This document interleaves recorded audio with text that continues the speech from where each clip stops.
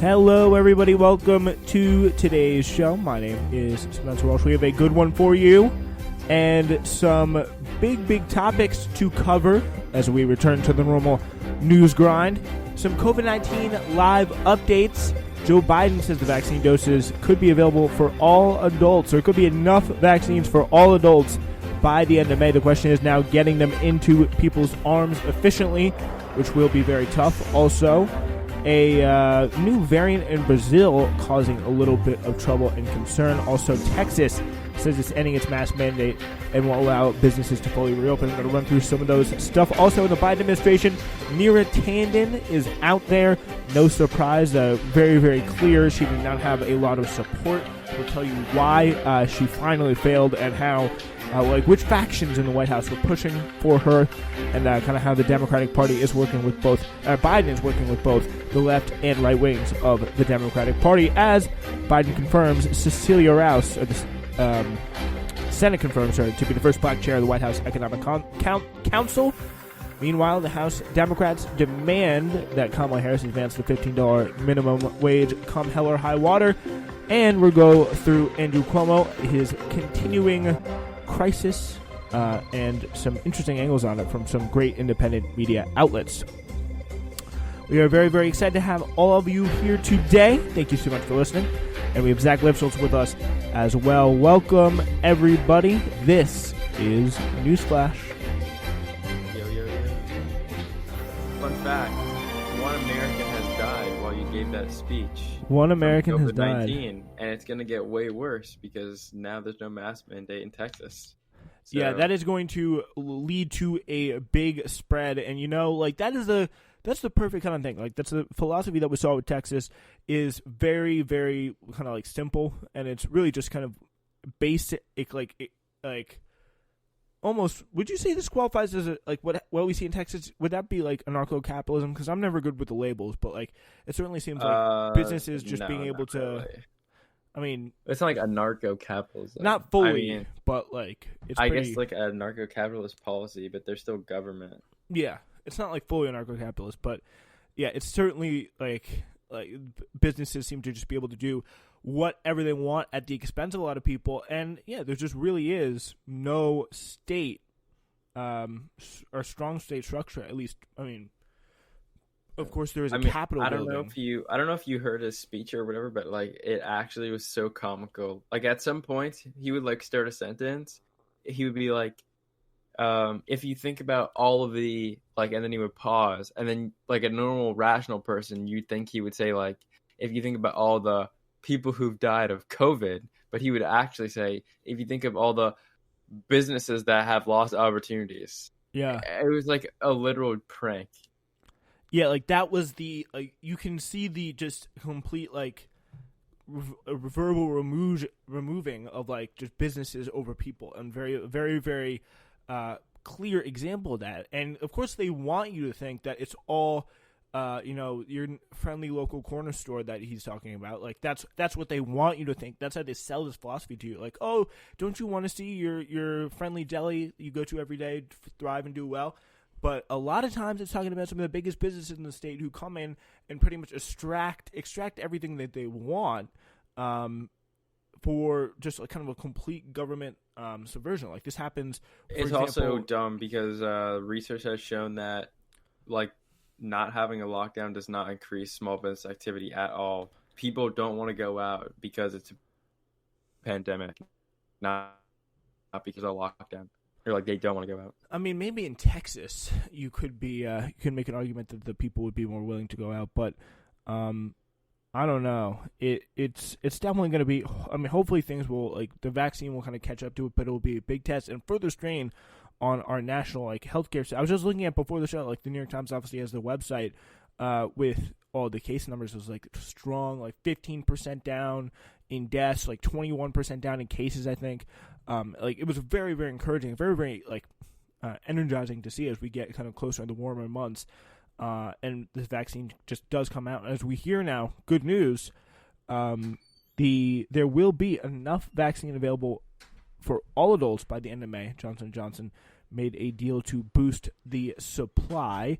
Biden previously said there would be enough doses by the end of July. On Tuesday, he said the faster production of the vaccine was in part the agreement in the result of an agreement by the pharmaceutical giant Merck & Co. to help manufacture the new Johnson & Johnson coronavirus vaccine under an unusual deal brokered by the White House. And again, this is really like what is kind of meant to happen under the system where we have a kind of competent government. Like he's kind of the role of Biden to just come in there and say that, yeah, we the government need to kind of put these two businesses heads together to come and make a deal for the clear betterment of everybody, from whether it's the businesses, whether it's the people. But if you have someone like Trump, which is like, again, better than 50-50 that you will, or a kind of conservative government that's not going to be willing to do this, how can you just rely on companies to come together and do the right thing in terms of distribution? You can't. I mean, do you think that's a problem? I mean, they are theoretically incentivized to do it because, I mean, it makes them more money to distribute more vaccines. But, yeah. But I mean, they weren't doing it before.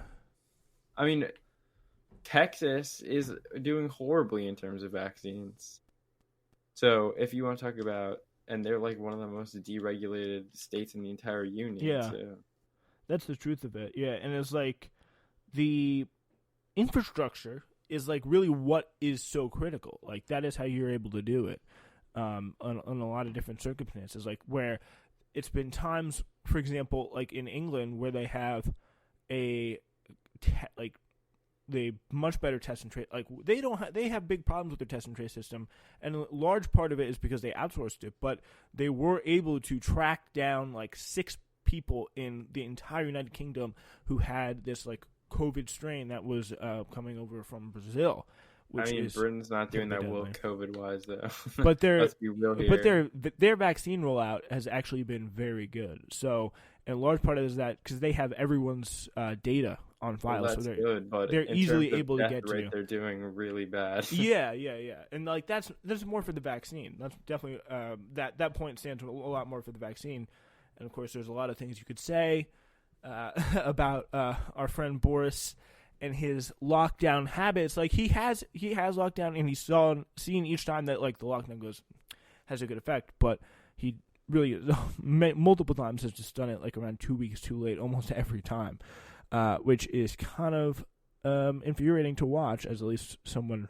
I can only imagine how you feel in Britain, but hey, again, you're at least you're not here, so that is certainly part of it. But we are down 21% in cases and 70% in deaths at the moment.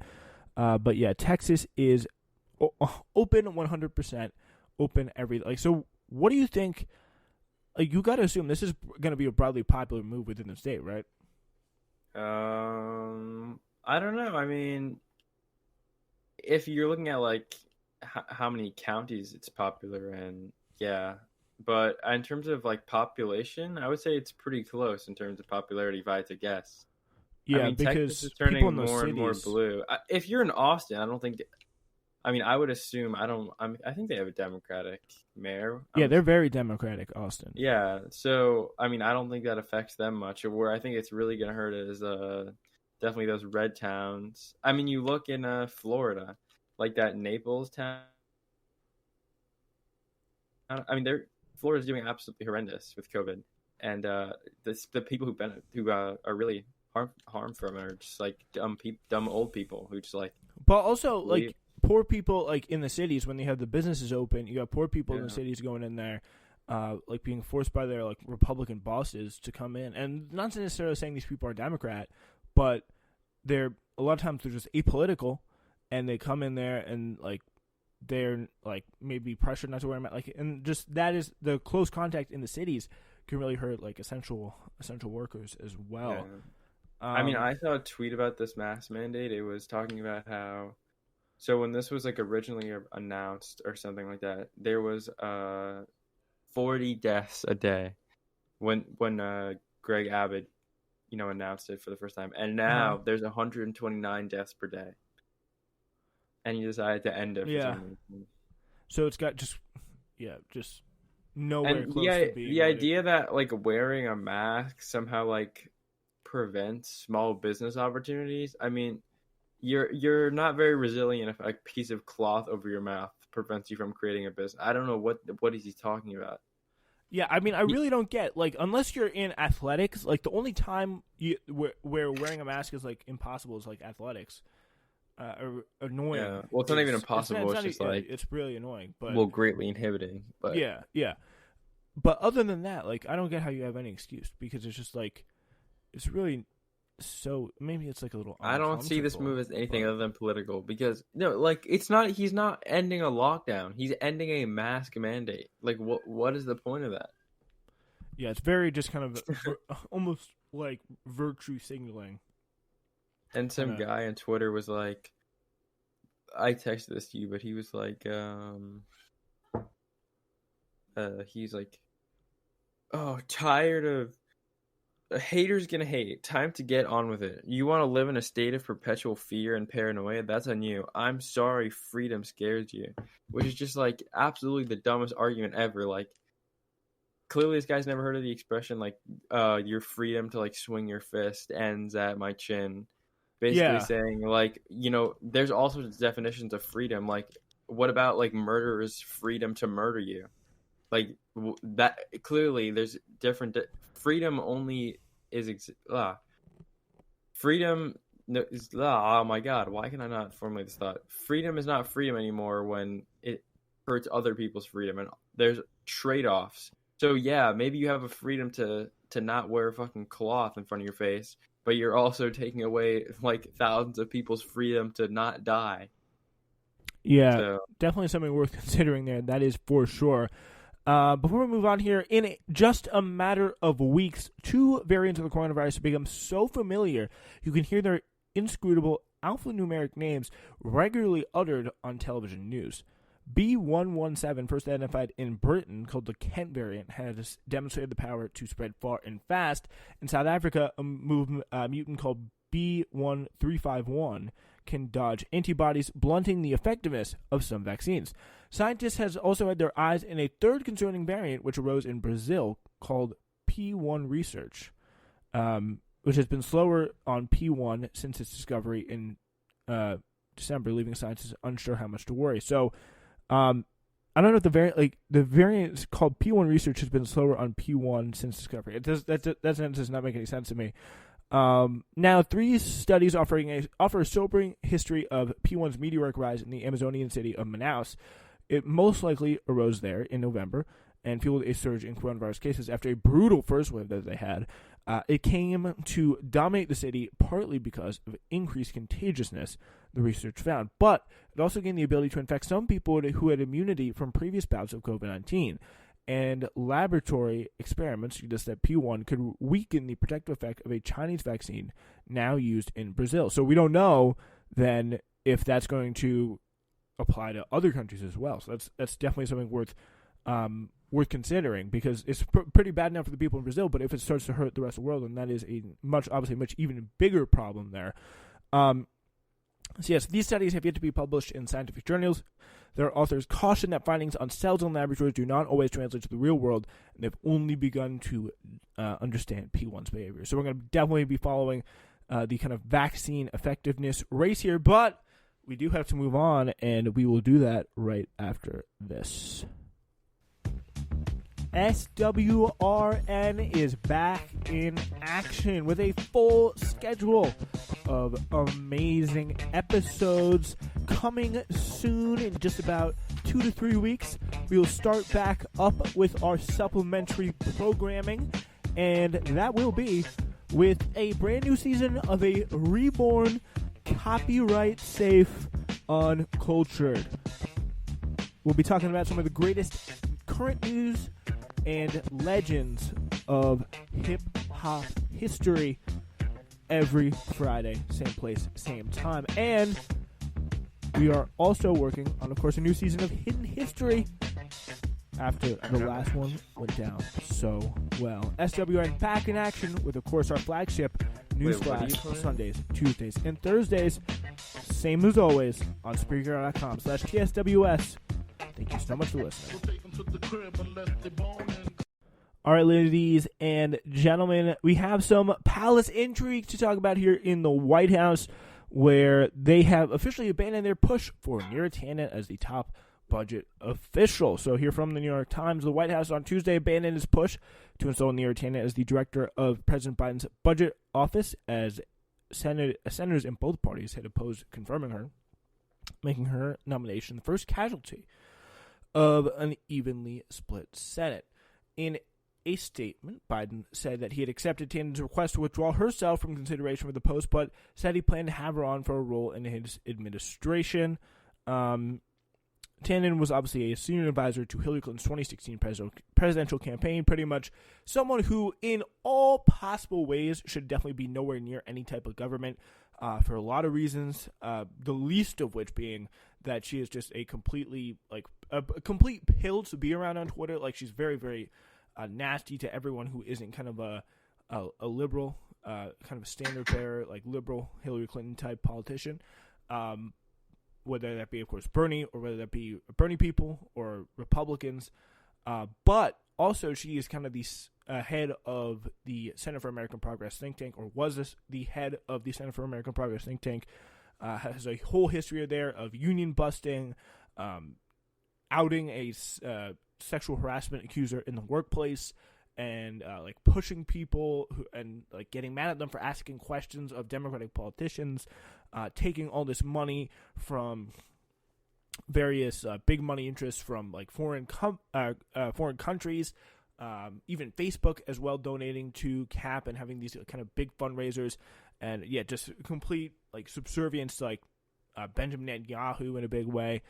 Ooh, gross. Yeah, so she's had a long history of just working up a rap sheet of things that are far more kind of repulsive than her tweets.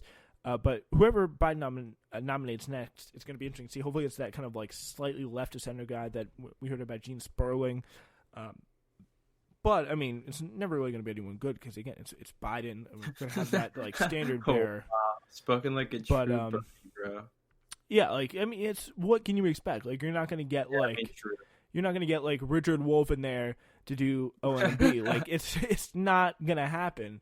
But you can't. I don't think Richard Wolff is qualified to do that, as he is a professor. Actually, none of these people were qualified or unqualified. Yeah, but like Neera Tanden though is the last person you want giving out ethics waivers, and also this is kind of like a personal victory, I think, because she, along with a bunch of other very, very annoying people, has spent all this time freaking out about how awful Bernie Sanders supporters were online, and how they were harassing, and how they're like racist and like sexist, and every vile smear that you could throw on them just because of their online behavior. And she's probably one of the people who had like one of those bumper stickers that said like "love not hate," and now she's mad. Yeah, and to see her big career moment being taken down by just the exact same behavior, and then have a bunch of people like Elizabeth Warren claim it's no problem, only for it not to matter. Like, I'm sorry, that's a moral victory that like you're gonna have to take. As a progressive, you're saying? Yeah, I mean, especially as someone who supported Bernie in the 2020 primary, like that is it's sometimes cosmic justice isn't all that bad. Like it's not all that cursed.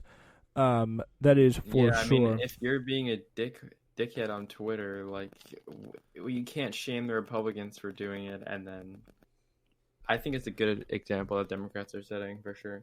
Yeah, I mean all the points that they raised, like people like Joe Manchin or people who are like defending her raised, what they were true, and like I don't really have a problem with any of her like really mean tweets but I just like really all I really want is for like the standard to be the same. Like, don't come after and try to like take down Bernie Sanders' entire campaign because of stuff people say like ostensibly in support of him online. Like that is just the culture that if we can take one thing on this, stop making Twitter like real life and stop making it have campaign effects, because that's just, it really bothers me. I'm sorry. Am I overreacting? No, I mean, I think another thing that's really coming out of this is the difference between the libs and the progressives is really coming out in terms of their sort of fake like tokenism, care about race shtick, because if you look at who's getting appointed, like the people who are the only ones who actually care about race are just like, I don't want to say like centrist, but just like the moderate libs.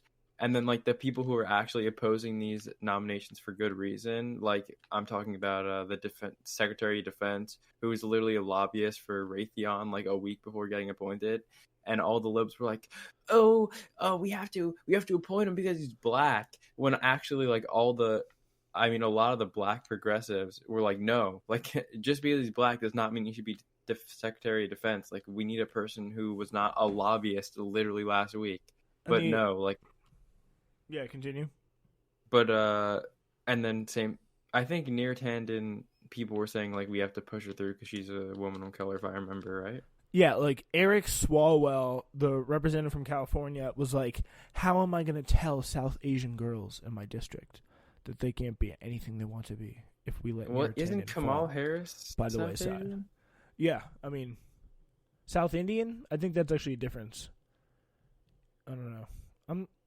Because Kamala Harris is from India, so at some point we're separating. Who cares? Like the minorities so much, like it's not even important anymore. But yeah, but like it's really, yeah, it's definitely a very like, oh, how am I gonna tell all the South Asian girls in my district that if they're dickheads on Twitter, they're not gonna be able to get appointed for this position that's supposed to be like bipartisan? Well, not bipartisan, but obviously approved by the Senate. Like what? What does that even mean? We should not. That's the definition of tokenism. Yeah, I mean, my personal favorite example of that was the press secretary Jen Psaki being, when asked, like, what are you doing for small businesses? Well, the first thing you need to know is we appointed a woman to lead the small business agency. Like, that's actually so incredibly irrelevant to small businesses. All the people who are like small businesses are barely like struggling to stay afloat. Like they're like, I can relax. Like, what if that woman was like Margaret Thatcher? Like, all the women small business owners being like, we're not getting any relief, but thank God we have a woman representing us. Like, Americans don't care. We like, want some of this is just people. An absolute caricature.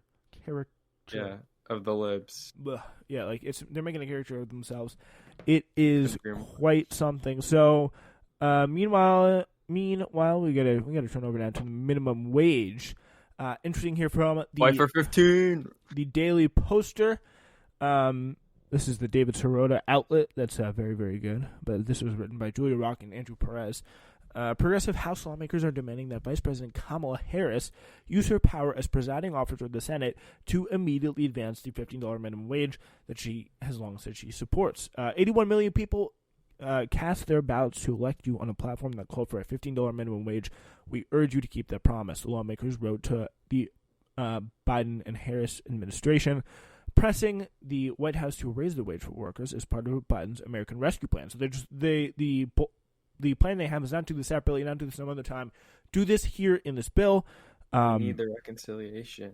Yeah, and the letter was released and signed by 23 Democrats, including Ro Khanna, Pramila Jayapal, AOC, Ilhan Omar, Rashid Tlaib, Jamal Bowman, and Cory Bush, raising the federal minimum wage from its current level. They can't throw our boy Mondale Jones in there? I don't know. Maybe, let's see. It'd be interesting to see if Mondale signed it. But I think it was broadly part of the Progressive Caucus. Mondale Jones. The Progressive. Yeah, dude, Jones is on there. Our king, bro. Yeah, Mondale Jones is definitely going to be in there. I would hope I would be seriously disappointed because you got like people like Earl Blumenauer, Marie Newman. Marie Newman is someone who like people don't give enough attention to, but so raising the federal minimum wage would increase the wages of 32 million workers, the majority of whom currently live below the poverty line. We believe this bill the president signs must include the House-passed minimum wage legislation. This is the moment to get it done, and it is within our control. And this is the key point here. Last Thursday, Senate parliamentarian Elizabeth McDonough, the body's nonpartisan advisor on all procedural matters, issued an opinion advising, key words there, that she believes the minimum wage increase is subject to a point of order, allowing it to be stripped out of the COVID bill under the budget reconciliation process. Democrats are using that process so they can pass the legislation by a simple majority vote. The parliamentarian's advice is non-binding. The presiding officer of the Senate is the ultimate decision-maker and can ignore the parliamentarian, as the Daily Poster previously reported, and as indicated by a Congressional Research Service report. If the minimum wage is included in Democrats' COVID relief bill, Republicans can raise a point of order to try and strip it out, but the presiding officer can just reject the point of order, and that would require. The thing is, the Democrats to actually care about getting this passed, and which I don't really think that they do. That's true, but I think progressives are oversimplifying it a little bit. It's sort of like the court scenario where it's like, yes, like it's very good now, but are you willing to set the precedent that Republicans would there will be in their right to use if they ever took power again?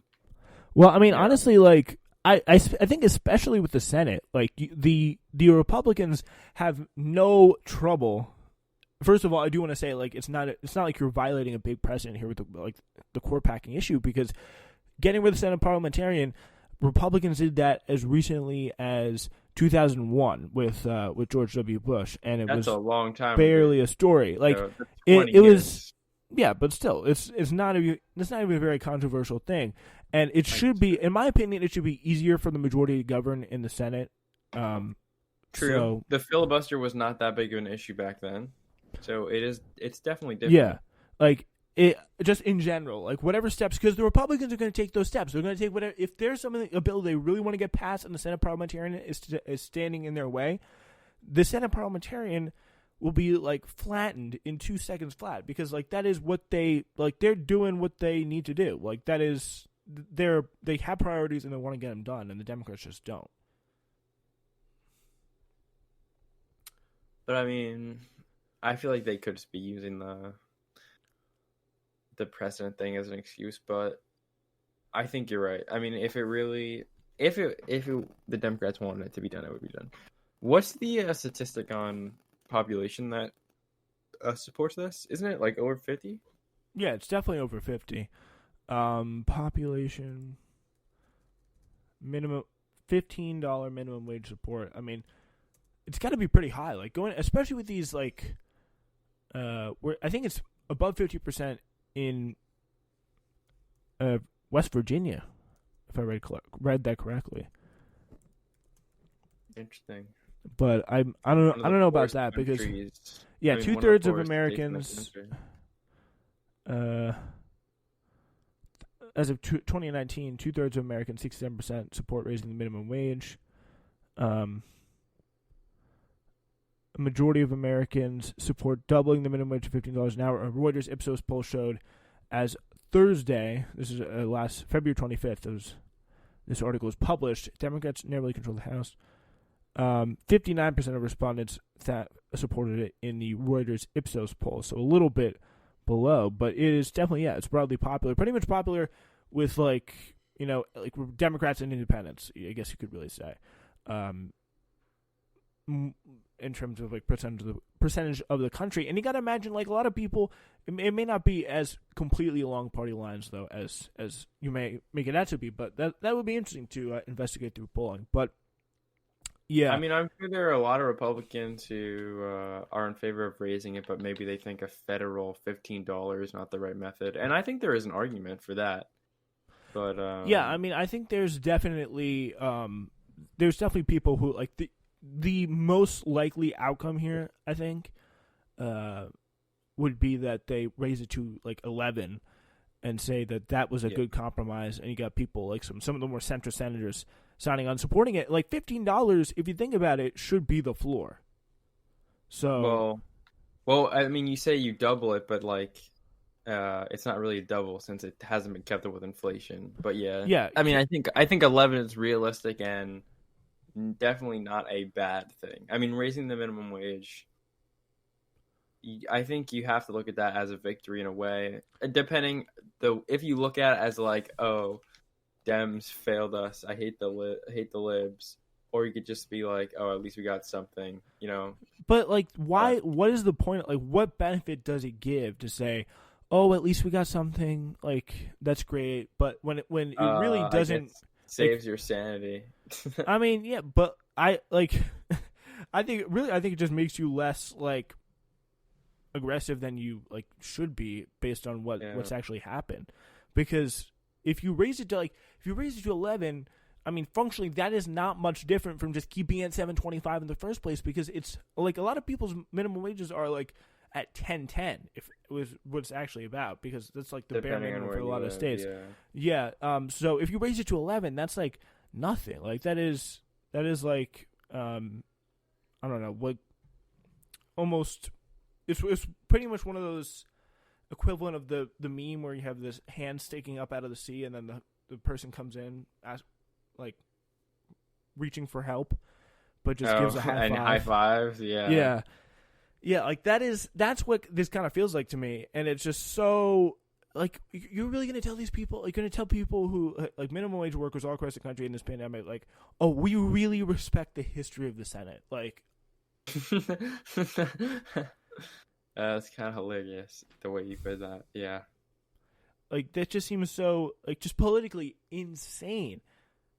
But yeah, the Democrats, they have other procedural options to advance the minimum wage. They could follow a Republican president or replace a parliamentarian with a different advisor, with a different interpretation of the so-called Bird Rule, a 3-day. I mean, I think if you're gonna overrule this parliamentarian, you're better off just overruling her instead of just like replacing her with somebody else. Yeah, that's what Bush did to get his tax cuts. Actually, I don't even know, because this is like such a horrible take. I don't know how you could say this doesn't impact the budget at all. But yeah, I mean, in terms of I mean, like in a way, like a minimum wage increase is like low-key a business tax, because I mean, you're forcing business to pay their employees more, and obviously the employees are going to pay taxes. So I don't know how she doesn't view this as a tax. I don't know. I guess then maybe you're viewing it too broadly. And I mean, I guess just the relationship it'll have to like government spending with, I don't know, if they were to do a subsidy program for small businesses to offer incentives to get more workers on the minimum wage, like that would have an impact on the budget. And then, I mean, I'm pretty sure I saw a study that like this would impact the federal budget by like I don't even know. It was like crazy high amount. I think it was like $30 billion or something. Yeah, I mean, that's what, from my understanding, that's what Bernie and like a lot of his people and kind of like associates, people who support the minimum wage, like that's what they're trying to do apparently. Like convincing her, showing her presentations, but like, and I literally saw people who were like tweeting at the parliamentarian, like literally there was this. Oh my god! Wait, that's so funny. Just the image of them like presenting to her, and she has her arms crossed, like looking away, like no. I won't see it. I won't have it. But yeah. So this is the Pennsylvania governor, Lieutenant Governor John Fetterman, said since the Senate parliamentarian won't allow a $15 minimum wage to go to reconciliation, then it's time to end the filibuster and raise the minimum wage. Maybe if the Senate parliamentarian made $7.25 an hour, they'd have ruled differently. Like, that's a perfectly good point and perfectly fair point. And then on Twitter, someone responds, quote tweets it, and this is someone, again, who worked for the Bernie Sanders campaign. Worked for it's the people that Bernie had around him. Ugh, it's really a shame to see. She writes, impugning the character of a woman you've never met and want to work with is a look. Like, that is not, if that is impugning your character, that is just craziness. Trying to make it sexism and saying, revving up the internet against a random woman who always goes poorly. We just got to end the filibuster. Like, this is someone who is standing in the way of that's the minimum wage. Like, that's some lib shit right there. But yeah, again, this person, I can't even believe it. Like, this person worked for the Bernie Sanders campaign. Like, if you look at this kind of stuff, like, you have to assume, oh, how could he have won? Like, what is the mindset here? Like, and she's like, oh yeah, we got to end the filibuster. But like, there's just a pathological like inability to clearly acknowledge like what's right in front of you. Stop distracting. Oh, we got to end the filibuster. No one is saying we don't have to end the filibuster. Exactly. But ignoring the reality we're in right now is not helpful. Yeah, and just with the idea that, oh, it's just some random woman with no impact. Like, you're going after someone like random lady online on like social media, but no, like this is a government official. I mean, you're like walking past somebody who's like been shot on a hiking trail, and you're like, oh, I think you have a splinter. Like, it doesn't matter. Focus on the freaking issue. I don't know. Yeah, I mean, it is not a very, I think, convincing argument. But yeah, so President Biden, he campaigned on a promise to enact, like, this was the one thing, and the kind of, very depressing Bernie Sanders, Joe Biden stream in the very beginning of quarantine, where he announced that he was going to suspend his campaign and endorse Biden. Bernie was like, Joe, let me ask you a question. Do you agree with the $15 minimum wage? He was like, I do. We got to raise it to $15 an hour. And, like, just, that was the one thing that they had, like, in terms of, like, a concrete campaign promise. And it doesn't even look like it's going to happen because, again, you got to respect the history of the Senate. Literally, Oopsies. Brian Dees. First of all, respecting that doesn't even make any sense. I mean, if we're respecting the history of the Senate, like, why do we even elect senators? We couldn't even do that until, like, the 20th century. So what? Yeah, like we gotta we literally respect the history of this country by reenacting. We need to recreate slavery. I mean, our country was founded on slavery. We need to bring that back. Like, respecting the history of the Senate literally means, like, following rules that are literally purposely designed to stop any sort of, like, progressive progress, that are literally created by and named after, like, segregationists. And, like, that is the history, like, that is the perfect... Fun fact, Strom like, the Bird rule. Thurmond is literally, like, Bird... Also, I mean, the filibuster is basically, like, the Strom Thurmond go-to. He fought hard for the people of the South to make sure blacks didn't get any rights. Thanks, Strom. That is what we call the history of the Senate. Like, that is... If you look at through what is really represented, like, it's been always a class for the elite and also for the minority and for also the racist. That's really what it's been all about. I also was able to come across a very interesting report from David Shuster. He says that Biden has not at all gotten in touch with Manchin or lobbied him in any way to vote for this COVID relief bill with the minimum wage in it. So he has not even explored the option going beyond the Senate parliamentarian ruling. So pretty much, it seems like if this reporting is true, it's set in stone. What can I do? Yeah, like he just said, "Oh, the Senate okay, no, it's done." And apparently, he wasn't even worried about. I mean, he didn't even bother trying to go to Manchin saying, "Hey, will you support this bill with the minimum wage in it if it goes to the Senate? Like, will you try and vote for it?" Like, acting at all like it is some sort of priority, just because I think it's very, very clear at this point. It just is not. All right, so I do want to, of course, spend some time in the biggest story here at home. Andrew Cuomo, he's losing power and allies as his crisis deepens. So what have been your thoughts? Oh, his crisis. Yeah, he's having a little bit of a crisis moment here. What are your thoughts on this story so far? Cuomo suck. Sounds about right. Again, I mean, if the nursing home thing we know is true, I mean, he's denying the sexual assault stuff.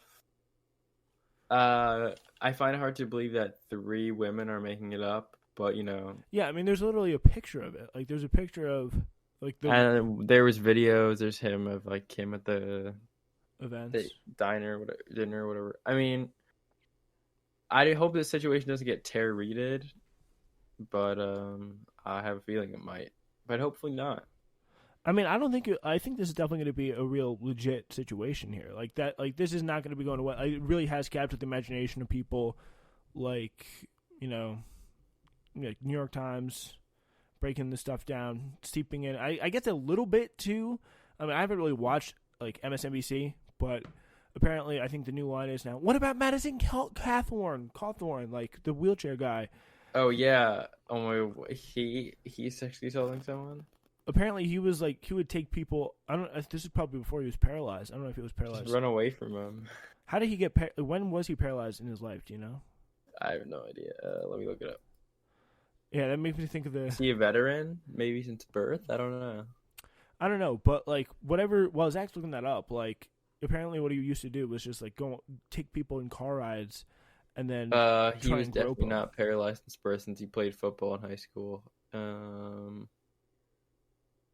Yeah, like everyone just Oh, be like, car "Don't go on." accident. Oh, really? That's kind of ironic because he would like apparently his go-to move as like a serial predator in college was to be like take women in car rides and just go to town In with the hands. 2014, at age 18, Cawthorn was injured while returning from a spring break trip to Florida.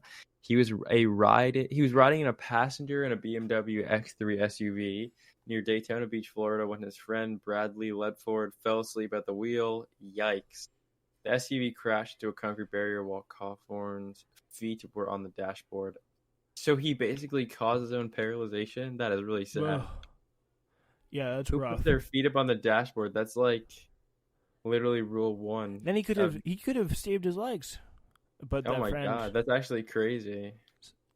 do not fall I've asleep. never heard of a scenario. I mean, my mom always told me not to do that, but I can't believe it's an actual scenario where a guy lost his legs because he's doing that. Wow.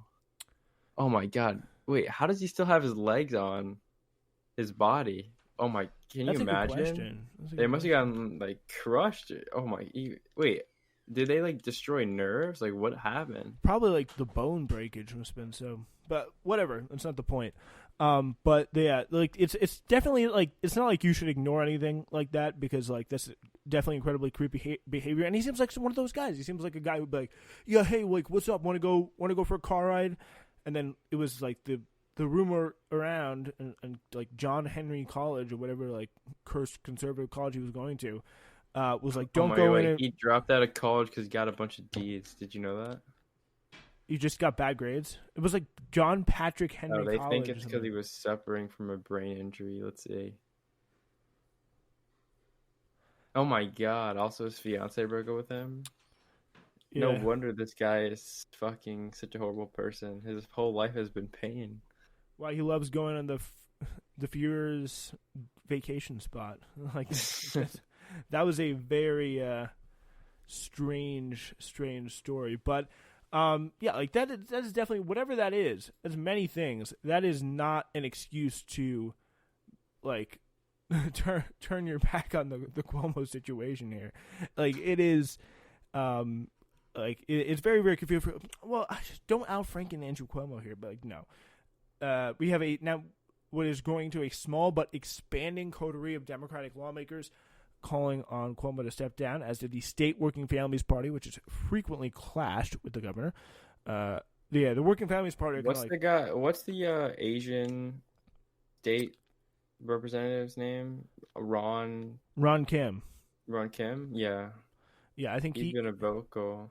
Yeah, he was one of the people who finally broke this case open because he had a uncle in a nursing home that like was a victim of the awful policy, and he was making a lot of noise about it. He was trying to raise the alarm about it, and he was like, I felt like I was going insane. Like nobody was paying attention to me, and then finally this story breaks in the New York Post where he's like threatening to destroy him, and then you get the sexual harassment, and then you get more and more people saying like how much he was bullied.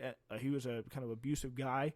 And then, yeah, just like more water just builds up and puts pressure behind the dam. And I think it's safe to say the floodgates are really starting to open now. I don't know if I'm mixing my metaphors there a little bit.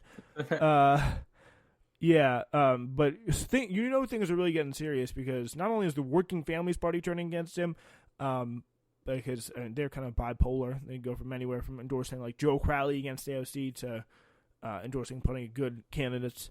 Among some donors, there was an increasing sense of discomfort with reports of Cuomo's behavior and uncertainty around his future, with one Democratic donor describing a growing instinct to hedge their bets. So yeah, when you start to lose the donor support, that's when you see like real panic button mode going on. Like that is when people like Cuomo, who are really like, as they say, they publicly admit, like, oh, I'm talking to my friends in the Hamptons every week, saying, please come back to the city, please come back. Like that is who they talk to, and that's in a large way, like that is who they answer to, in terms of policy making. And we even have, believe it or not, Lee Zeldin actively exploring a run for governor. The Long Island Republican representative. I'm not really quite worried, but. You know who we need to run for governor again? Cynthia Nixon from Sex and the City. Yeah, she was not bad. I would have definitely supported her. Who do you hope runs for governor? Well, we're definitely not going to get a Republican, but Yeah, I mean, there's actually a really good bench like in New York where we have these like definitely some big figures. Like I'd say like Jumaane Williams. I don't know if that's how you say it. Like that's a big. Yeah. It's a big person. Actually, I don't want to rule out a Republican necessarily though, because I mean some states like.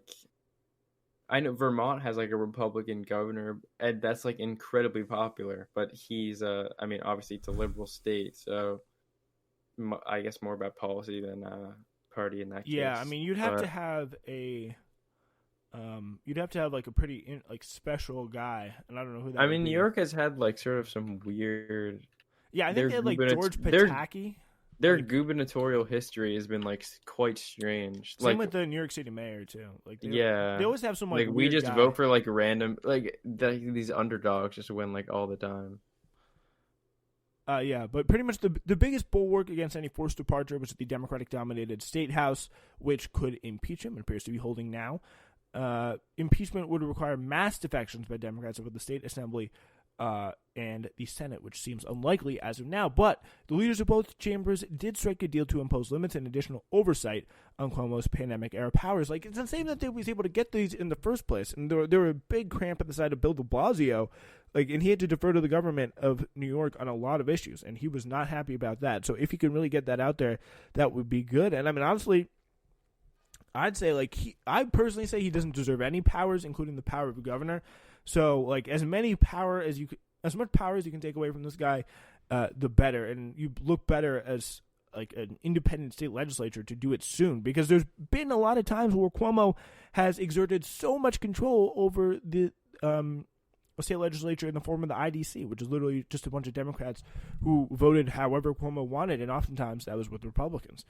So the move was obviously the latest rebuke of the governor by the members of the own party in a way for the legislature to flex its muscles and reprimand him for withholding data on nursing home deaths and, more symbolically, the sexual harassment allegations.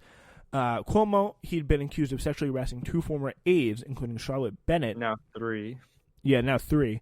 Charlotte Bennett, who said the governor had complained of being lonely and asked if she slept with older men during a meeting in his capital last year. So, yikes.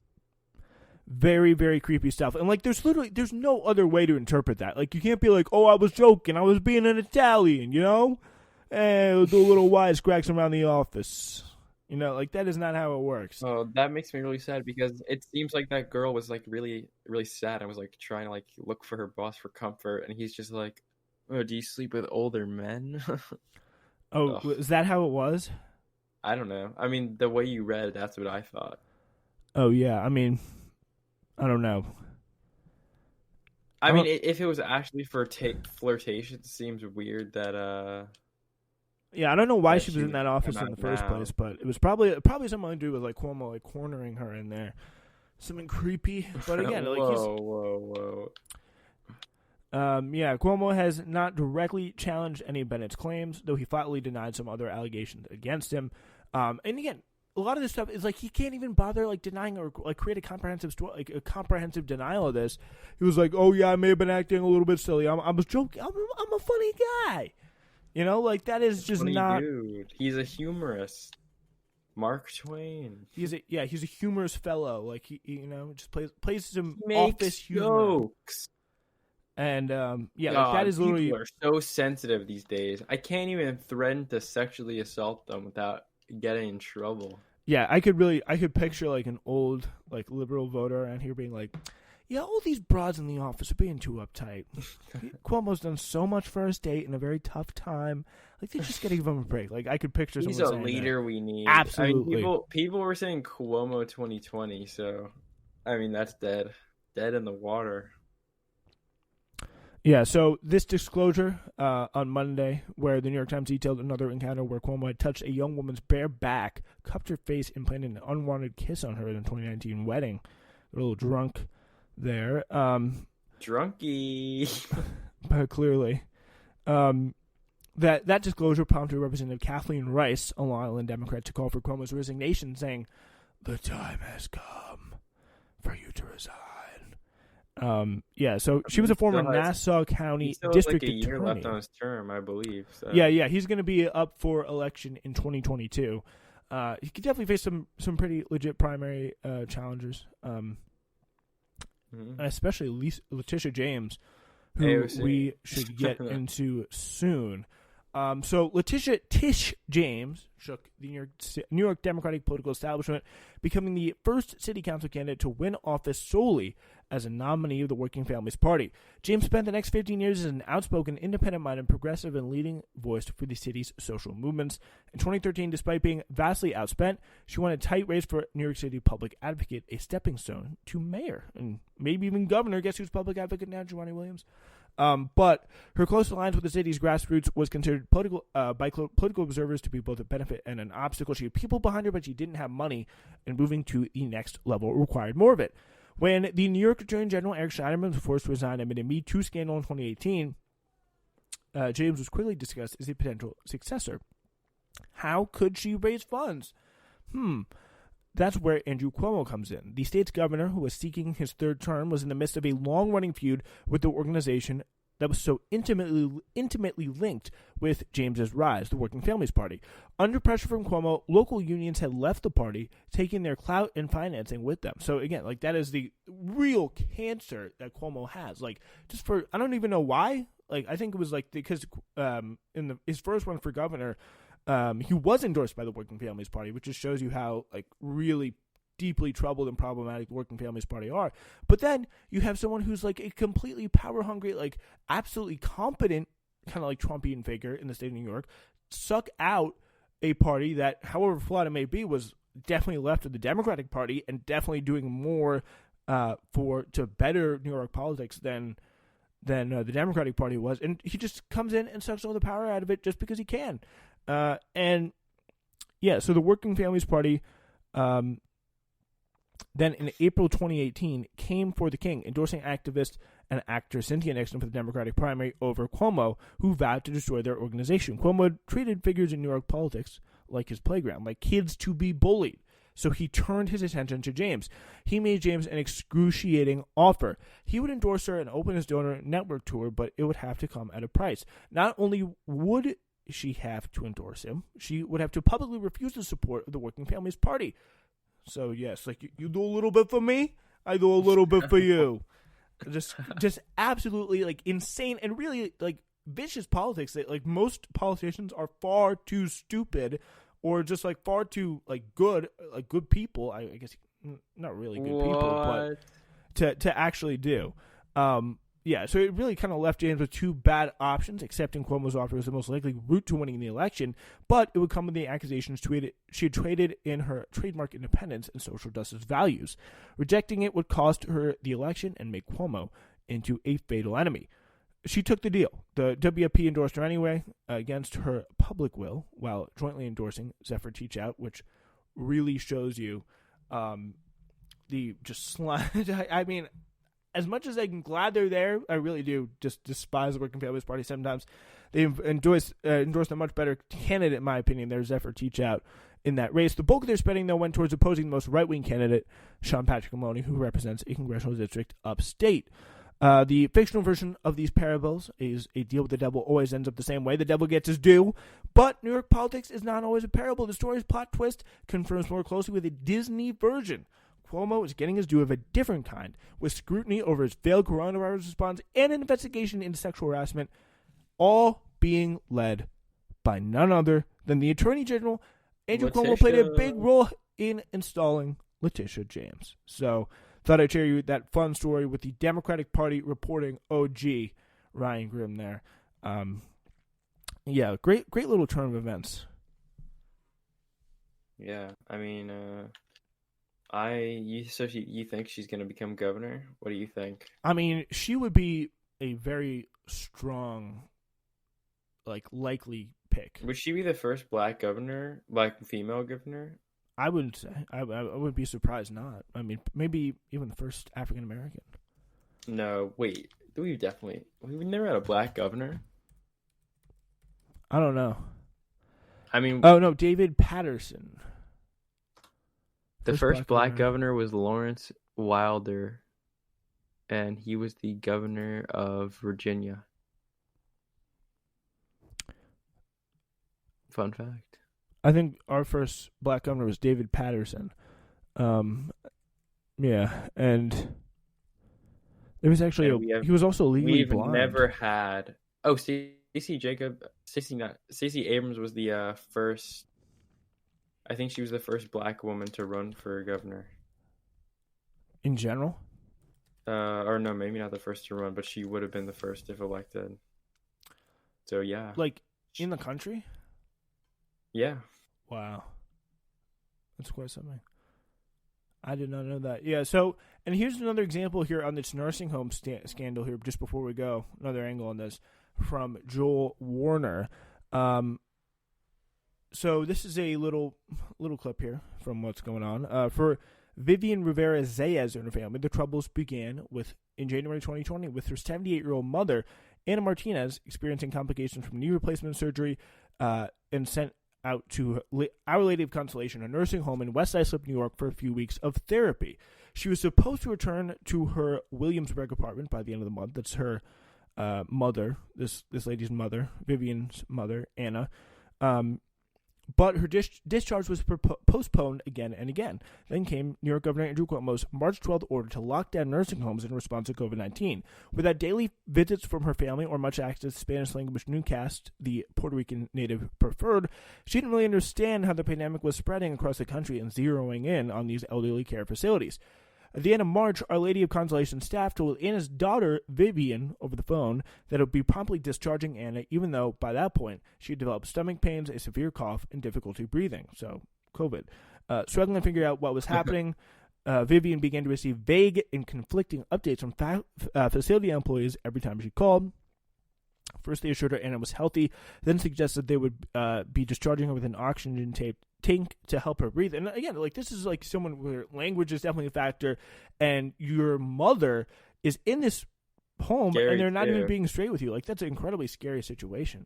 And she wasn't even supposed to be there in the first place. So yeah, even more scary.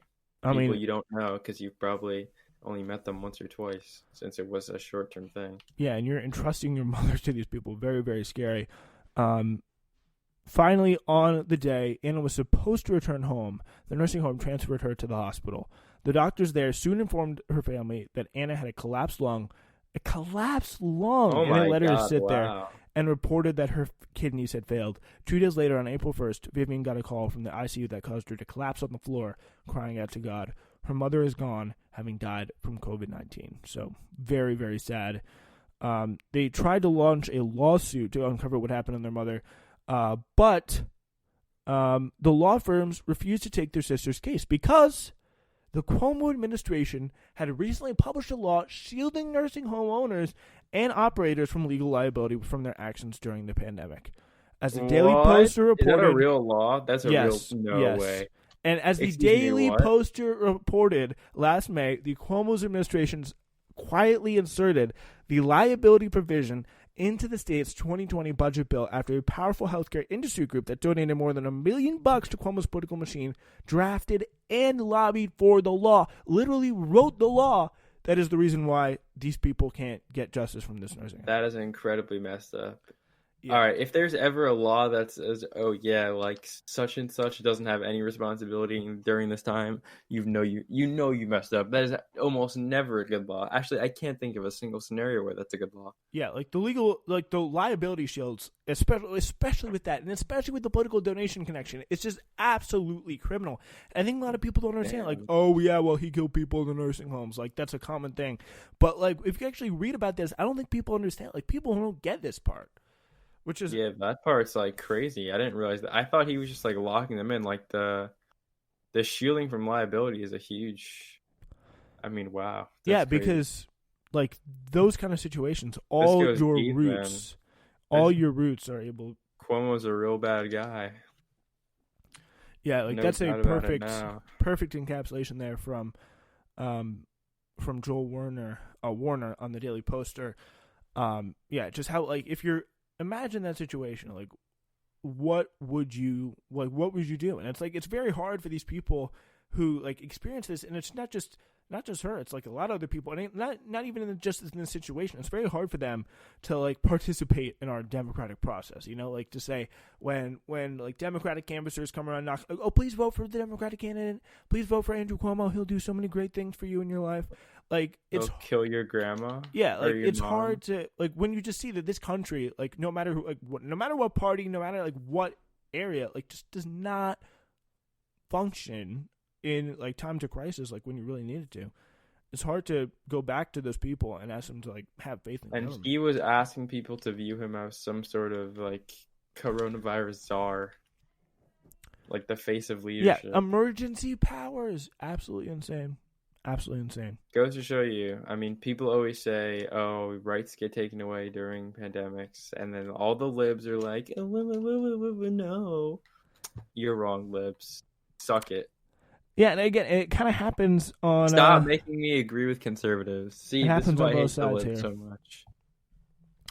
Yeah, and you really got to pay attention to these kind of things, and it's insane how much this, like, even still, is this angle of it has been kept out of mainstream media because like it really acknowledges this money in politics thing may be a little bit of a problem, and the corporations that's the observation of a lifetime. Yeah, corporations may have some influence in our political lawmaking. Citizens United, super PAC. Yeah, maybe a little bit too. Maybe I'm overdoing myself there. And on that note, before I get too controversial, I'm gonna have to say goodbye. We will see you back on Thursday.